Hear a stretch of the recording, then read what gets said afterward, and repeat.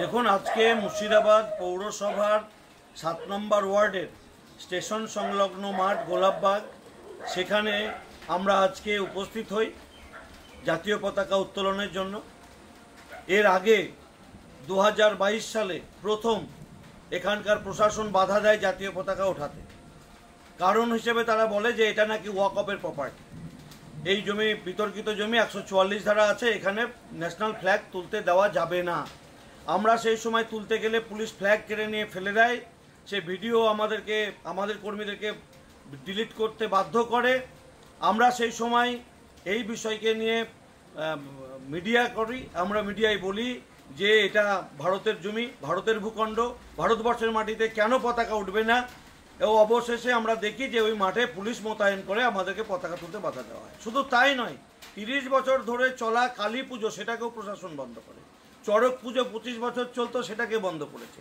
26শে জানুয়ারি, 15ই আগস্টে জাতীয় পতাকা উত্তোলন হতো, সাংস্কৃতিক অনুষ্ঠান হতো, সেটাকে পুলিশ বন্ধ করেছে। কারণ দেখিয়েছে যে এটা নাকি ওয়াকফ প্রপার্টি, মুসলিম সম্প্রদায়ের মানুষ মামলা করেছে। আমরা পরবর্তীতে আরটিআই করেছিলাম, বিএলআরও আমাদেরকে দিয়েছে তথ্য যে এটা ভারত সরকারের স্বরাষ্ট্র মন্ত্রকের জমি, গোলাপবাগ মৌজা, এটা এনিমি প্রপার্টি, অর্থাৎ ভারত সরকার স্বরাষ্ট্র মন্ত্রকের নামে রেকর্ড আমাদেরকে দিয়েছে, তথ্য আমরা পেয়েছি। আমরা সেই কারণে এবারও গিয়েছিলাম পতাকা উত্তোলন করতে। সেখানে গিয়ে দেখি 2 গাড়ি পুলিশ দিয়ে রেখেছে। প্রতিদিনই পুলিশ থাকে 4 জন 5 জন, অথচ সেই মাঠ বলছে বিতর্কিত মাঠ, এখানে 163 আছে, হবে না। তাহলে সেই মাঠে কি করে পৌরসভা ব্যবহার করছে? পৌরসভা সাফাইয়ের গাড়ি নিয়ে এসে ওই মাঠে রাখছে। পুলিশ, থানা, মুর্শিদাবাদ থানা বিভিন্ন সময়ে যে গাড়িগুলোকে অবৈধ গাড়ি বলে আটক করে সেই গাড়িকে নিয়ে এসে ওই মাঠে রাখে। তাহলে যে মাঠ বিতর্কিত 163 জারি, সেই মাঠে পৌরসভা কি করে ব্যবহার করতে পারছে? কিভাবে থানা ব্যবহার করছে?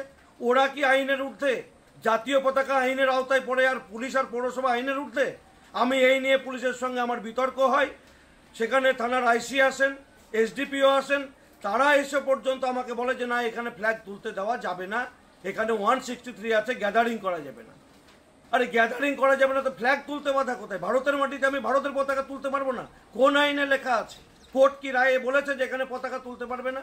শুধুমাত্র তৃণমূল কংগ্রেসের তাবেদারি করার জন্য, একটা সম্প্রদায়ের ভোট তৃণমূল কংগ্রেস পেয়ে ক্ষমতায় টিকে থাকে, সেই সম্প্রদায়কে খুশি করার জন্য স্বরাষ্ট্র মন্ত্রকের জমিকে ওয়াকফের জমি বলিয়ে মামলা করিয়ে সেখানে পতাকা উত্তোলনে বাধা, সেখানে কালী পুজোয় বাধা, সেখানে চড়ক পুজো করতে বাধা। যে ছেলেগুলো চড়কের সন্ন্যাসী হয় তাদের নামে মামলা করে, আমরা গিয়ে তাদেরকে জামিন করাই। এই রকম একটা ভারতবর্ষের মাটিতে দাঁড়িয়ে পাকিস্তানের মতো ভূমিকা এখানকার কিছু সংগঠন, কোনো রাজনৈতিক দল, তৃণমূল কংগ্রেস সহ, এবং এখানকার তৃণমূলের যারা পৌরপিতা রয়েছেন তিনি পর্যন্ত এই কাজে বাধা দান করেছেন পুজোর সময়ে। এটাই তৃণমূলের চরিত্র। তৃণমূলের কথা আজকে পুলিশ প্রশাসন শুনছে, তৃণমূলের তাবেদারি করছে। আর তৃণমূলের তাবেদারি করতে গিয়ে ভারতবর্ষের, আমাদের দেশ মাতৃকার যে জাতীয় পতাকা, সেই পতাকা তুলতে পুলিশ বাধা দিচ্ছে। কারণ একটা সম্প্রদায়কে খুশি করে তাদের ভোট নিতে হবে। তাই আজকে বলছে যে 163 জারি আছে, পতাকা তোলা যাবে না। অনেক মাদ্রাসায় পতাকা উঠেছে, মসজিদেও অনেকে পতাকা তোলে, বিভিন্ন ধর্মীয় স্থানে পতাকা ওঠে। দেশের পতাকা, আমার দেশ, মন্দির, মসজিদ, মাদ্রাসা, গির্জা সব হচ্ছে পবিত্র জায়গা, সেখানে দেশ ও মাতৃকার পতাকা উঠবে, কেন বাধা থাকবে? কোথায় লেখা আছে প্রশাসনের? আমরা জানতে চাই প্রশাসনের কাছে যে কোন কোর্ট বলেছে যে এখানে জাতীয় পতাকা তোলা যাবে না। এ নিয়ে আমাদের সঙ্গে বিতর্ক হয়। শেষ পর্যন্ত পুলিশ বলে যে পৌরসভার গাড়ি, আমরা কর্তৃপক্ষ পৌরসভাকে বললেও পৌরসভা 30 মিনিট অতিক্রান্ত হওয়া সত্ত্বেও না পৌরপিতা না পৌরের কোনো কর্মচারী আসে ওই গাড়ি সরাতে, কেউ আসেনি। অবশেষে পুলিশ বাধ্য হয় তার যে সিভিক ভলেন্টিয়ার তাদেরকে দিয়ে গাড়ির তালা ভাঙিয়ে সেই গাড়িকে রাস্তায় বের করে দেয়, শুধু আমাদেরকে আটকানোর জন্য।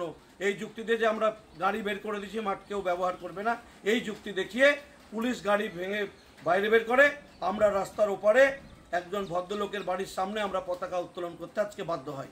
আমাদের ভাবতে খারাপ লাগছে, লজ্জা লাগছে। একসময় কাশ্মীরে উগ্রপন্থীরা পতাকা তুলতে দিত না, আজকে পশ্চিমবাংলার মাটিতে মুর্শিদাবাদ জেলার এখানে ভারত সরকারের জমিতে, স্বরাষ্ট্র মন্ত্রকের জমি, আমরা সেখানে তথ্য পেয়েছি, আমাদের কাছে তথ্য আছে, খতিয়ান আছে, দাগ নাম্বার আছে, বিএলআরও রিপোর্ট আছে, বিএলআরও আমাদেরকে তথ্য দিয়েছে। তারপরেও পতাকা তুলতে দেওয়া হলো না। এটা কি পাকিস্তান? এখানে কি ভারতের আইন কার্যকর হবে না? আমরা কি পাকিস্তানের মাটিতে বসবাস করছি?